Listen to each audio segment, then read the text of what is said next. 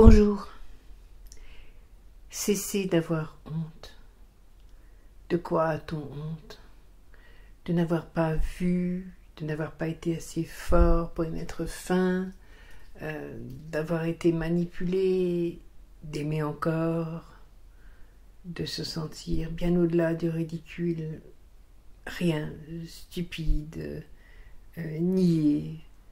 Et puis il y a les phrases des autres qui ne comprennent pas et qui vous le disent. Comment tu pues, comment ça se fait? Cessez d'avoir honte. Qu'est-ce que c'est la honte? La honte, on l'apprend enfant, quand on est maladroit, quand on tombe de vélo, quand on fait tomber quelque chose, quand on ne sait pas bien faire autre chose et que les autres se moquent. Et pourquoi se moquent-ils? Qui a oublié de leur apprendre à ne pas rire de ce qui leur arrive aussi? La honte, c'est le regard de l'autre. On a honte de soi par rapport à une référence établie par tout le monde, donc par l'autre. Il faut être à la hauteur, il faut être fort, il faut être capable de... Pourquoi avoir honte? Honte d'être sensible et pas faible. Honte d'être fragile et pas faible. Honte d'être candide et pas crédule. La candeur, c'est ce qui anime les enfants. Ils croient ce qu'on leur raconte parce que c'est beau et qu'ils ont envie d'y croire. Nous sommes tous des enfants à l'intérieur. Nous sommes tous des candides. Certains deviennent ce qu'on appelle des cyniques, qui ne croient en rien, ils sont durs, ils sont forts, ils sont fermés. C'est triste, n'est-ce pas? Alors il faut garder cette part de candeur. Et puis il faut apprendre après à l'adapter à ce monde qui est terriblement froid et qui est terriblement cruel. Garder sa part de candeur pour s'émerveiller de ce qui jamais ne nous renverra cette candeur à la figure.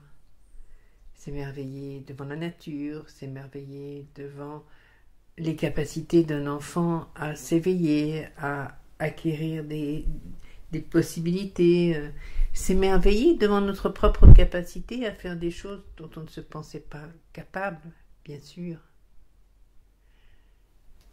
Cessez d'avoir honte. Posez-vous profondément la question de ce mot. Et dites-vous à la place, comment aurais-je pu? Pas j'aurais dû. Pourquoi je n'ai pas? Mais comment aurais-je pu voir la toile d'araignée qui se tissait autour de moi? Comment aurais-je pu penser que ce que j'entendais, que ce que je voyais n'était qu'un mirage? Que les paroles, que les actes n'étaient en fait que le reflet de ce que l'autre voyait en moi, le reflet de ma propre capacité à aimer, à être profonde, à être vraie. Dans cette relation toxique, la personne en face se comporte comme un caméléon. Et le caméléon prend les couleurs de ce qu'il voit. Alors si cette personne au début était comme vous, si semblable à vous, souvenez-vous juste de ce que vous avez vu en elle, ce que vous trouviez si beau, si profond, si bon, et que vous n'avez pas vu en vous, parce que c'était de vous dont il s'agissait. Et oui, j'ai vu un autre moi-même. C'est pas simplement parce que j'ai vu un autre moi-même. C'est parce que l'image qu'il me renvoyait était belle. Mais j'ai bien l'image qu'il me renvoyait. Et cette image, il fallait bien qu'il la lise quelque part en face. Il est neutre, vous le savez bien. On parle d'un être, hein, féminin, masculin, on s'en moque. Donc cette image que l'autre me renvoyait, ben, c'était tout simplement la mienne. Comment peut-on avoir honte d'être ainsi? d'être tendre, d'être profond, d'être vrai. Vous admireriez cela chez n'importe qui d'autre. Et chez n'importe qui d'autre, vous ne moqueriez pas les faiblesses. Vous auriez de la compassion pour cette fragilité, cette sensibilité, cette profondeur. La première personne pour qui vous devez en avoir, c'est vous. Et oui, revenons à ce piège. L'autre, dans cette relation, la personne PN, vit dans un monde fermé, un monde qu'elle crée, recrée, défait, selon ses besoins de survie, ses besoins de se sentir exister, de se sentir être. Personne n'a les clés de ce monde, et il semble bien que cette personne-là non plus ne les ait pas réellement. Elle n'a les clés que de sa surface, où il faut qu'elle ait l'air d'exister, qu'elle donne l'impression d'être, et qu'elle vérifie dans le regard des autres, dans l'attitude des autres à son égard, qu'elle existe, qu'elle a une puissance agissante. Parce que bien sûr, nous vivons dans un monde où exister, c'est être puissant, c'est agir sur l'autre. Ce n'est pas être en profondeur. Alors nos caméléons essaient d'être puissants, parce qu'il faut être puissant. S'ils vivaient dans un monde où il faut être aimant et doux, ils émettraient l'amour et la douceur. Mais ce n'est pas le cas. Vous ne pouviez pas vous défendre de cela, vous ne pouviez pas en sortir parce que vous ne pouviez pas voir ni comprendre ce fonctionnement qui n'a absolument rien à voir avec un fonctionnement humain de base, on va dire. Nos esprits sont torturés, sont fragiles, ont des vécus, mais il y a une forme de normalité qui fait que nous fonctionnons tous un peu sur le même moule. Sauf si un trouble mental assez profond s'en mêle et fait que plus rien à l'intérieur ne fonctionne comme cela devrait. On parle, je trouve, à raison de psychose, de monde inventé, de monde vécu, de déconnexion totale avec la réalité. Les personnes PN courent après leur propre identité qu'elles ne trouvent jamais. Et en courant, comme des fous, les personnes PN détruisent tout autour d'elles. Elles tirent l'essence de l'être de l'autre pour se sentir vivre. Et elles jouent de tous les sentiments de l'autre pour se sentir reconnues. Vous n'aviez pas les clés et vous n'aviez pas le plan du labyrinthe. Vous avez été emmené dans un labyrinthe dans lequel vous êtes perdu, parce que c'était toujours dissonant, parce que passé la magie des premiers moments où, bien que quelque chose vous ait alerté, mais en même temps trouver quelqu'un qui nous ressemble tant, ça semble si exceptionnel quand on cherche nous-mêmes à être reconnus, quand on cherche nous-mêmes à être acceptés. Bien sûr, c'est si exceptionnel qu'on va balayer ces alertes. Et puis alors qu'on est assis dans le rêve, on ne voit pas autour. On est fasciné. Et autour de vous, la folie déstructurante de l'autre est là. Et comme en étant caméléon, elle ne parvient pas à devenir vous-même, alors il va falloir qu'elle détruise ce qui lui rappelle qu'elle n'est rien. Et le jeu de destruction se met subtilement en place. Mais vous ne pouvez pas le voir, parce que ce n'est pas un fonctionnement humain normal. Que vous vous attendez à des réactions quelque part standards. Quand on fait ça chez l'autre, ça implique ça, on le sait bien. Et quand l'autre réagit comme ça, si on réagit comme ça, ça implique ça. Eh bien non, rien ne correspond à rien.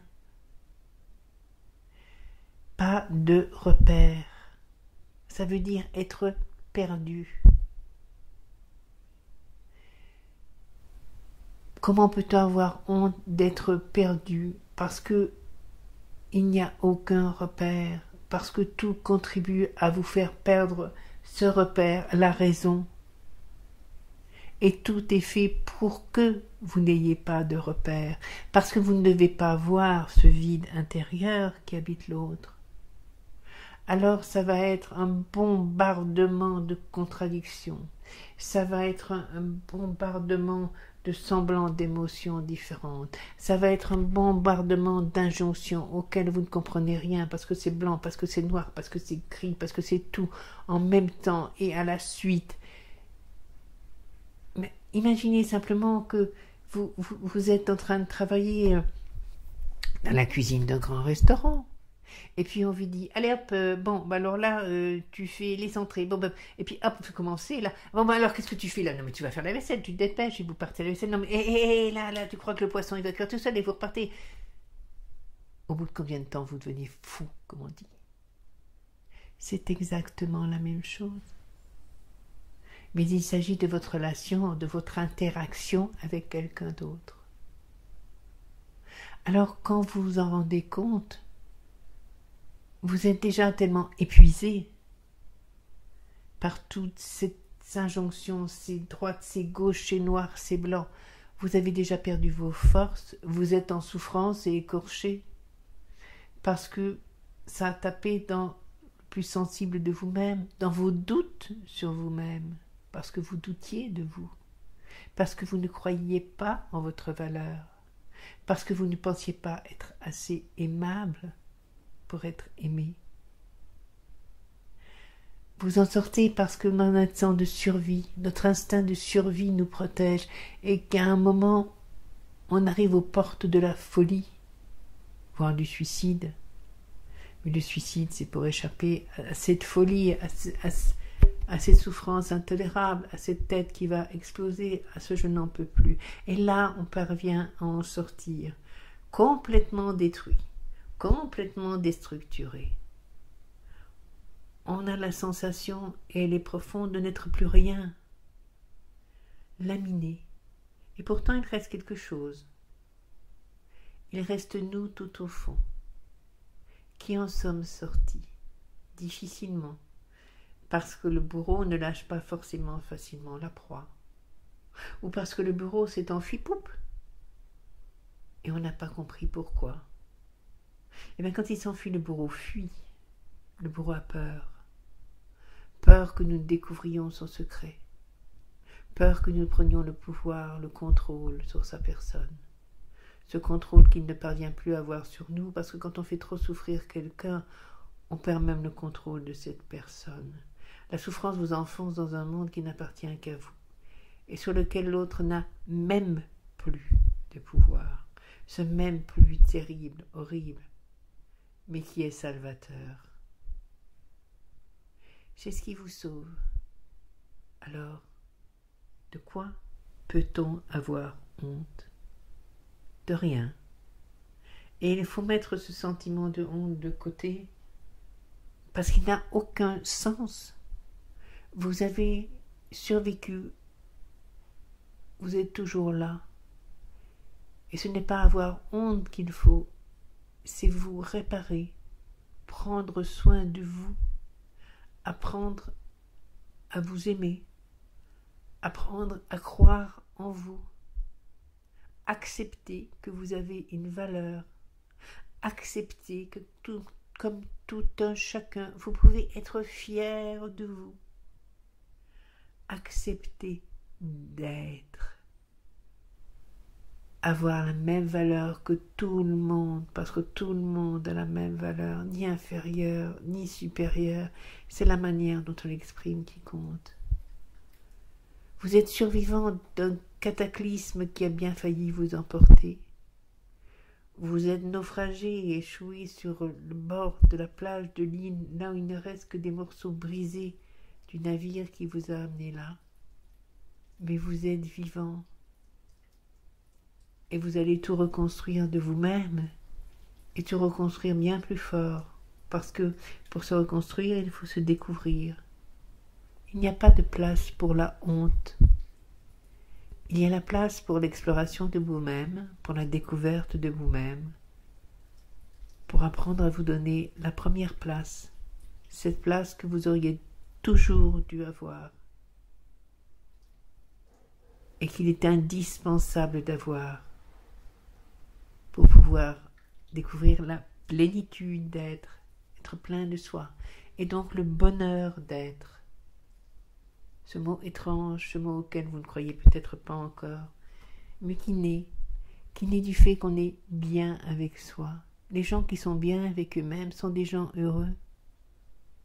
Être bien avec soi, c'est pouvoir et savoir apprécier tout ce qui peut être agréable, beau, bon. Même dans la pire des tempêtes, c'est ce qu'on voit. Et donc savoir traverser toutes les tempêtes parce qu'elles nous atteignent beaucoup moins, parce qu'on est beaucoup plus fort. N'ayez pas honte de vous. Vous en êtes sortis. Vous avez montré plus d'humanité que bien des humains en vivant cette relation terrible. Parce que vous avez essayé de sauver quelqu'un en vous brisant vous-même. C'est une abnégation qu'on pourrait admirer. Je dis qu'on pourrait parce qu'il ne faut pas se dire qu'on va recommencer pour être admirable. C'est une abnégation, et l'abnégation n'est pas quelque chose dont on doit avoir honte. C'est quelque chose dont tout le monde n'est pas capable. Et il faut être sacrément humain avec un grand H pour passer par là. Alors, débarrassez-vous de la honte. Soyez fiers d'en être sortis, quelles que soient les conditions. Soyez fiers de vous. Vous avez réussi à vous extraire de l'écrasement le plus terrible de votre personnalité. Vous avez résisté puisque vous êtes là, quel qu'en soit l'état. Et maintenant, vous allez vous relever, vous allez vous reconstruire. Et plus jamais personne ne pourra vous écraser. Parce que plus jamais la honte ne vous effleurera. Vous apprendrez qui vous êtes, vous saurez qui vous êtes, vous apprécierez qui vous êtes. Et vous aimerez. Et ce sera comme ça. Parce que c'est comme ça que les choses doivent être. Prenez soin de vous. C'est très important. Si vous avez besoin de moi, bien sûr, il y a le lien qui s'affiche pour une consultation. Mais il y aura d'autres webinaires, il y en a d'autres, et j'espère que celui-ci vous aura aidé. À bientôt. Plein de lumière.